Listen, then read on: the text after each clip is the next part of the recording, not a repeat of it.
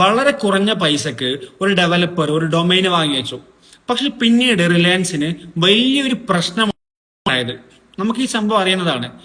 ജിയോ സിനിമാസും ഹോട്ട്സ്റ്റാറും തമ്മിൽ ലയിക്കുന്നതിന് തൊട്ടു മുമ്പ് എന്ത് ചെയ്തു, ഒരു ഡെവലപ്പർ JioHotstar.com എന്നുള്ള ഡൊമൈൻ വാങ്ങി വെച്ചു.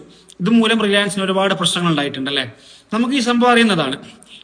ഈ സംഭവത്തിൽ നമുക്ക് എന്താ മനസ്സിലാകുന്നതെന്ന് ചോദിച്ചാൽ, ഡൊമൈൻ എടുക്കുന്നതിന്റെ ഇമ്പോർട്ടൻസിനെ പറ്റിയിട്ടാണ്. നമ്മളൊരു ഷോപ്പ് തുടങ്ങുന്ന സമയത്ത് അല്ലെങ്കിൽ നമ്മളൊരു ഓഫീസ് തുടങ്ങുന്ന സമയത്ത് നമ്മൾ എന്ത് ചെയ്യും, പുറത്ത് ബോർഡ് വെക്കും. ഈ ബോർഡ് വെക്കുന്നത് പോലെ തന്നെ ഈ കാലത്ത് വളരെ പ്രാധാന്യമാണ് ഓൺലൈനിൽ നമ്മൾ പ്രസൻസ് അറിയിക്കുക എന്നുള്ളത്. അപ്പൊ അതിനുവേണ്ടി നമുക്കൊരു അഡ്രസ്സ് വേണം ഓൺലൈനിൽ. അതിന് വിളിക്കുന്ന പേരാണ് ഡൊമൈൻ. അപ്പൊ നിങ്ങളുടെ കമ്പനിയുടെ ഡൊമൈൻ ആദ്യം നിങ്ങൾ അവൈലബിൾ ആണെന്ന് നോക്കണം. അപ്പൊ നിങ്ങളുടെ കമ്പനിയുടെ പേര് സംതിങ്, ഇപ്പൊ എന്റെ കമ്പനിയുടെ പേര് വൈബിക്സ് എന്നാണ്. അപ്പോൾ Vibix.com എന്നുള്ളത് എനിക്ക് ആദ്യം അവൈലബിൾ ആണെന്ന് നോക്കണം. കാരണം ഇപ്പോൾ നേരത്തെ JioHotstar എടുത്തു വെച്ചതുപോലെ വേറെ ആരെങ്കിലും ഇതെന്ത് ചെയ്യും, എടുത്തു വെക്കാനുള്ള ചാൻസ് ഉണ്ട്. അപ്പൊ എനിക്ക് ആദ്യം അത് ചെക്ക് ചെയ്യണം. എന്നിട്ട് പിന്നെ എനിക്ക് എന്ത് ചെയ്യണം, അത് അവൈലബിൾ ആണ്, എനിക്കത് പർച്ചേസ് ചെയ്യണം അല്ലെ. ഇത് രണ്ടും എങ്ങനെയാണ് ചെയ്യുന്നതിനെ പറ്റിയിട്ട് ഒരു ഡീറ്റെയിൽഡ് വീഡിയോ നമ്മുടെ യൂട്യൂബ് ചാനലിൽ ഇട്ടിട്ടുണ്ട്. ഡൊമൈൻ എടുക്കാൻ ഉദ്ദേശിക്കുന്ന ആളാണെങ്കിൽ നിങ്ങൾക്ക് ആ വീഡിയോ പോയി കാണാം. അതിൽ നമ്മളൊരു കൂപ്പൺ കോഡും കൂടെ പറയുന്നുണ്ട്.